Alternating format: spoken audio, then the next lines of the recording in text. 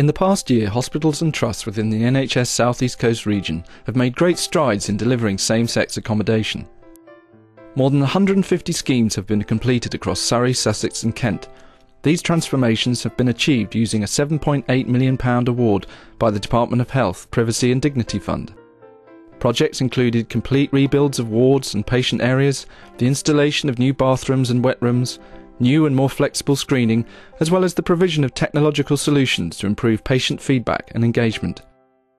This short film will look at some of the improvements delivered across the South East Coast region at specific sites, where we talked to staff and patients about how these changes were impacting on patient experience. Previously, we had two separate units. Betherston was a short stay unit, CDU was the decisions unit. To facilitate the single sex programme, that we combine the two units together. So we've now got a 52 bedded unit which combines short stay and clinical decisions unit. Obviously it's ideal now for the patients. Both areas did have mixed bays previously to that, and now we try to maintain the single sex bays throughout. We've created two wet rooms for the male, where we had an old bathroom that was not in use, and the other two was to ensure that there's no crossover of male and female.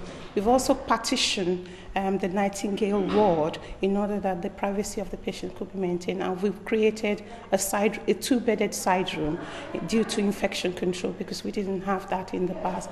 Part of the system that we use is we've got a daily audit that the wards can complete with regards to all the privacy and dignity issues, and again the same system is it's continuously updated every day and reported from the ward up to the board, so everyone in the organisation can take any actions that need to take place. And we also have a system with a patient satisfaction survey that the patients can complete on tablet PCs, where they can give us live feedback during their admission as to their positives or negatives throughout their stay. Since we introduced particularly this area, we noticed straight away that patients were interacting more fully with other patients, socialising, using the rooms, coming out of their rooms and not isolating themselves. So certainly from a mental health point of view, it certainly had a benefit in terms of managing and helping them with their illness. Previously, the step-down unit was nursed on both sides of the wards. We had a female bay and a male bay, and previously the patients had to be in mixed sex together in the same bay. Now, with the benefit of having this new bay, men can be nursed separately from the women, which is very advantageous because the men have their own toilet and their own shower facilities. They have quite a few benefits. One is the fact that because they're rigid and you can overlap them, you can create a corridor for access to the patients and maintain their privacy and dignity, but still get access in and out of the bay, so you don't have to pull curtains apart and back together again. You can just go straight in, which is brilliant. They're rigid and wipeable, so that means from an infection control point of view you can have real-time cleaning of them, so if they've become soiled you can clean them straight away. And because we've got the overhead hoist systems, you don't have to move them or open them when you're bringing the hoist from one side of the ward to the other. You can keep them closed and just move it across.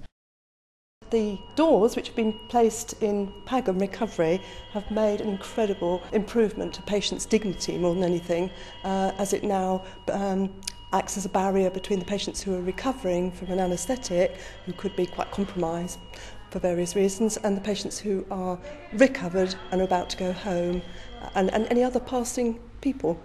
Originally, before it was a 4-bedded bay, it was two rooms with 2 beds in it, and it was had a bathroom in it, just a toilet and a basin, and it was quite hard with privacy and dignity, whereas now it's 4-bedded bay.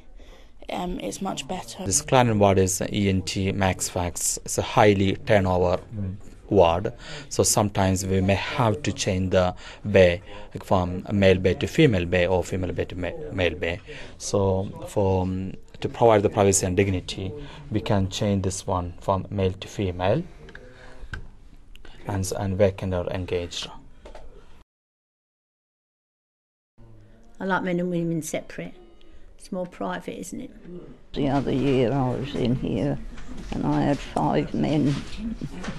Me, I was the only woman with 5 men in the ward, which wasn't very nice. Yes, because I have been in a mixed ward and it's not quite the same, you know, having your own space and that.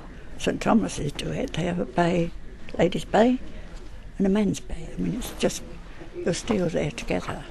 But I think it's a great improvement. Nowadays, in the modern age, I thought all hospitals were the same as Frimley Park. But yes, it's nice to have, you know, the separation, male-female facilities. I think it's very important.